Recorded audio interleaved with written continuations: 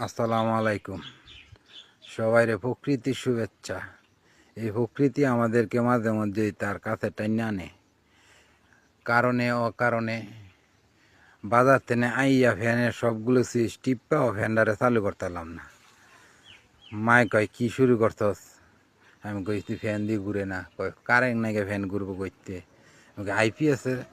আইপিএসের charge গেছে অনেকক্ষণ আগে ওই বীরসাতে গিয়া ঘুরে গা বীরসাত আইলাম ঘুরতাম আইয়া দেখলাম এক আজব জানিস।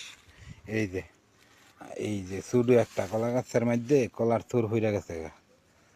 এইটা হয়েছে অল্প বয়সে গর্ভবতী হয়ে গেছে। এই যে কি শুধু কলা গাছ, এই যে মুট মুট করে কথায় অসম্ভব একটা জিনিস, দেখলে বুঝবেন। এই যে কি শুধু একটা কলা গাছের মধ্যে কলা গাছ থুর হচ্ছে, এটার মধ্যে কলা হইব চাই। যদিও হয় তো দেখা যায় যে হইতে পারে 5-7টা কলা হইতে পারে। তো এইটার উপরে আরেকটা কলা গাছ আছে, এইটার মধ্যে মাশাআল্লাহ অনেকগুলি কলা হয়েছে।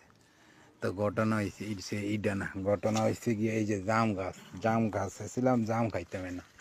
আইয়া দেখি এই যে জাম গাছের মধ্যে একটা জামও নাই গা। আর গত 2 বছর আগে ওই গাছের মধ্যে অনেক জাম হয়েছিল, এইটা তো হয়েছিল, ওই সেইটা তো হয়েছিল। আবার ওই যে হেন একটা আছে, সেইটার মধ্যেও কিছু হয়েছিল। হ্যান্দা হয়েছে কলা গাছে অল্প বয়সে আপনার ওই গর্ভবতী হয়ে যাইতেছে গা। আর এন্দা এই জাম গাছে এন্দা স্ট্রাইক করে বয়ে রয়েছে যে হেরা 3-4 বছর পরে পরে সন্তান জন্ম দিব। গত 2 বছর আগে যে একবার জাম হয়েছে, হিয়ার পরে আর জাম আর কোনো খবরই নেই গা। এই যে এই বছরে জাম হয়েছে না, একটা জাম হয়েছে না। হেরা জন্ম নিয়ন্ত্রণ পদ্ধতি ব্যবহার করতেছে, আর কলা গাছে যেমনে পারে এমনি বাচ্চা দিতেছে।